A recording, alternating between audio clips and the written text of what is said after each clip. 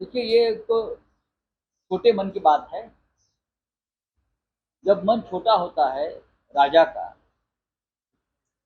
प्रधानमंत्री का, राष्ट्रपति का, तब ऐसा होता है। आपने देवेगौड़ा जी को बुलाया है, आपने मनमोहन सिंह साहब को बुलाया है। ये मालूम है कि मनमोहन सिंह की तबीयत ठीक नहीं है, देवेगौड़ा जी चल नहीं सकते, तो नहीं आने वाले। लेकिन हमारे देश के विपक्ष के नेता मल्लिकार्जुन खड़गे साहब, जो इंडियन नेशनल कांग्रेस के अध्यक्ष है, उनकी अपनी एक प्रतिष्ठा है कांग्रेस के अध्यक्ष की, रिस्पेक्ट होता है पूरे देश में, नहीं पूरे वर्ल्ड में। आप उनको न्योता नहीं देते, ये आपके मन में एक डर और भय है। और आपने जो देश में पूरे कांड करके रखे हैं ना, उसकी पोल खोल विपक्ष के नेता कर, क्योंकि ये तो हमारी डेमोक्रेसी है, ये हमारा लोकतंत्र है। जो डिस्टिंग्विश गेस्ट आए हैं पूरे विश्व से, चाहे प्रधानमंत्री हो, बहुत से देश के राष्ट्रपति हो, उनके लिए आपने एक छोटी पुस्तिका का अनावरण किया है, और पुस्तिका आपने उनके देश के बारे में कहा है उस पुस्तिका में। जैसे कि इंडिया नहीं भारत है, और आपने ये भी कहा है उसमें इंडिया को लोकतंत्र की जननी, मदर ऑफ डेमोक्रेसी नाम की एक पुस्तक आपने सबको दिया है। लेकिन आपके मदर ऑफ डेमोक्रेसी में इस देश की लोकतंत्र की सबसे बड़ी पंचायत जो पार्लियामेंट है, उनके विपक्ष के नेता को स्थान नहीं है। अगर किसी लोकतंत्र में विपक्ष के नेता को स्थान नहीं है, मुझे लगता है ये लोकतंत्र नहीं है, तानाशाही। इतना बड़ा सम्मेलन देश में हो रहा है, आपको सभी को बुलाना चाहिए, सबसे बात करनी चाहिए। 2024 में हमारी सरकार आई,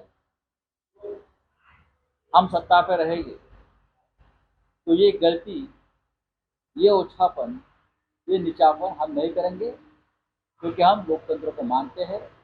अगर मोदी जी विपक्ष के नेता होंगे तो उन्हें भी न्योता दिया जाएगा।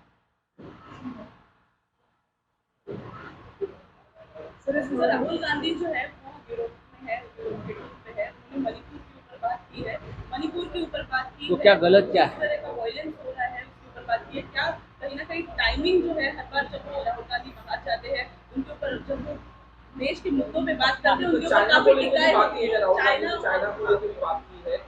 गलत क्या है? राहुल गांधी जिस देश में गए हैं, यूरोप में गए हैं, वहाँ डेमोक्रेसी, वहाँ विपक्ष की आवाज दबाई नहीं जाती। हमने इस देश के जो लोकतंत्र है वो ब्रिटेन से लिया है, यूरोप से लिया है।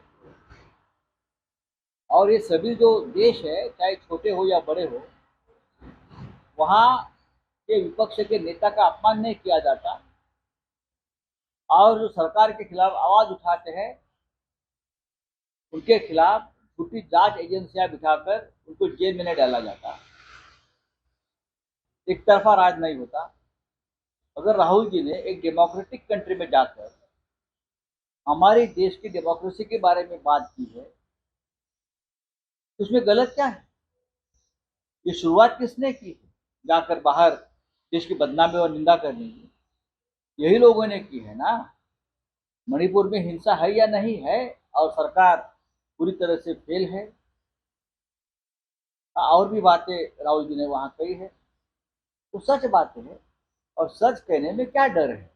अगर नहीं आए तो आप उनको जवाब दीजिए। आपके पास इतनी बड़ी फौज है, हाँ, आप ट्रोल कीजिए। आपका जो पुरानी हॉबी है, छंद है, आप कर लीजिए। सर, लेकिन G20 चल रहा है देश में, और टाइमिंग के ऊपर सवाल सरकार उठा रही है सर कि G20 के सारे राष्ट्राध्यक्ष आपके देश में हैं और आप दुनिया में जाकर देश की बुराई कर रहे हैं। नहीं, मैं उससे बुराई नहीं मानता। सच कहना ही बुराई नहीं, ये सच है। जो मणिपुर में हो रहा है, जो देश के डेमोक्रेसी के बारे में हो रहा है, सब हम सब उसको हम उनके विक्टिम हैं।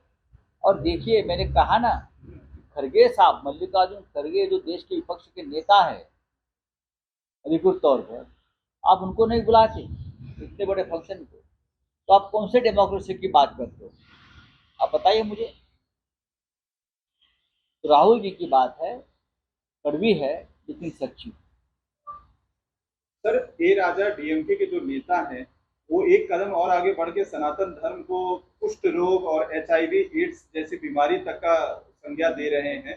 क्या कहेंगे सर, लगातार विपक्ष की तरफ से बात ऐसा है कि सनातन धर्म के बारे में जो लोग बात करते हैं, आप जिनका नाम लिया, विद्वान नेता है, उनकी पार्टी कहाँ है, कौन से प्रदेश में है, मुझे बताइए। कितने एमपी है, कितने एमएलए है उनके? इसीलिए तो उनकी पार्टी खत्म हो गई। ये देश बहुत प्राचीन है और हमारा धर्म भी उनसे प्राचीन है, और हमारा धर्म प्रोग्रेसिव सुधारणावादी है, और हम ये सुधारणा करने के लिए कभी डरते नहीं। चाहे राजा राम मोहन राय से लेकर इस महाराष्ट्र में महात्मा फुले, डॉक्टर आम्बेडकर, सभी ने इस सनातन धर्म में बहुत से बदलाव करने की कोशिश की, लोगों को दिशा देने की कोशिश की। ये लोगों ने इतिहास पढ़ना चाहिए। सर, इंडिया अलायंस के पार्टनर है वो, क्या इस बात को लेकर आप बात करेंगे? क्योंकि इंडिया अलायंस के साथी होने की वजह से जितने भी बीजेपी के या एनडीए के नेता हैं वो आप लोगों से सवाल उठा रहे हैं। सवाल जवाब दीजिए ना उनको, हमारे पे सवाल क्यों उठा रहे हो? हमने तो सामने में लिखा है हमारी पूरी कहानी। अब फिर इस बात को मेंशन करेंगे क्या? हम जरूर मेंशन करेंगे, क्यों नहीं करेंगे? हम हमारी बैठक में मेंशन करेंगे, जरूर मेंशन करेंगे कि आपने अपनी आस्था और श्रद्धा होती है, आप अपनी श्रद्धा आपके पास रखिए, हम हमारी श्रद्धा आपके पास रखें।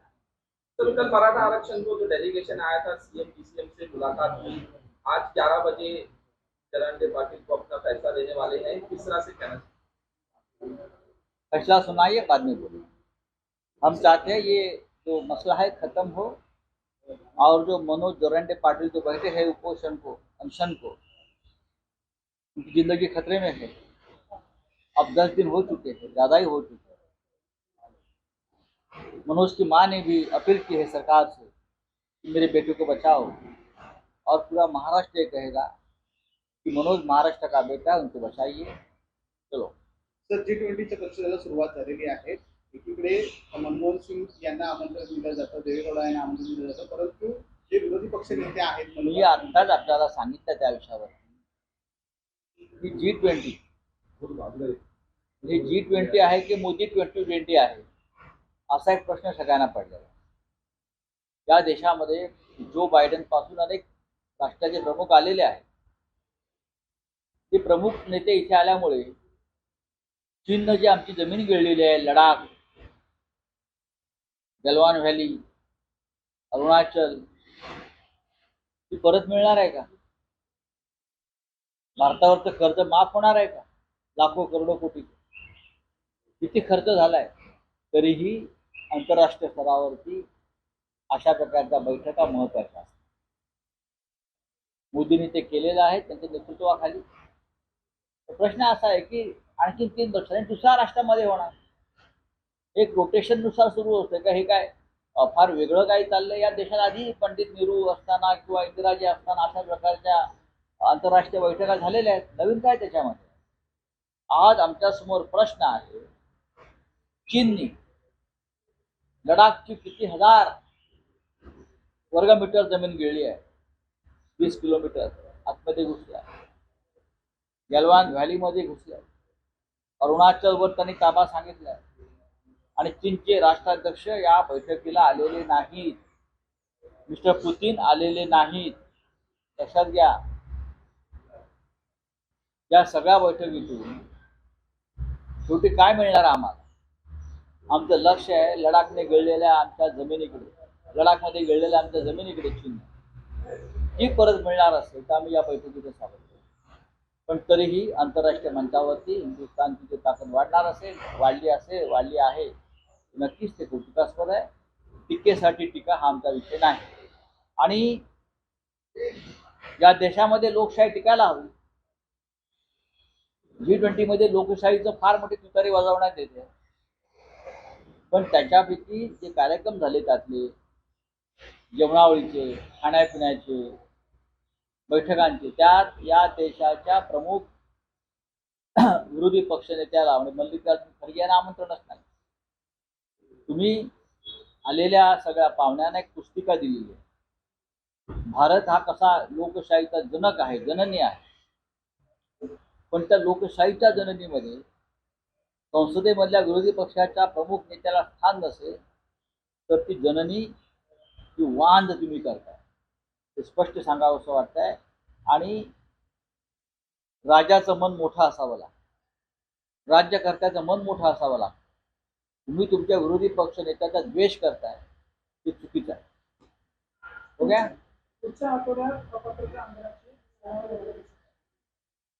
सुनावण्याची गरजच नाही आहे इतके दिवस लांबवण्याची. कालच मी एक व्हिडिओ पाहिला.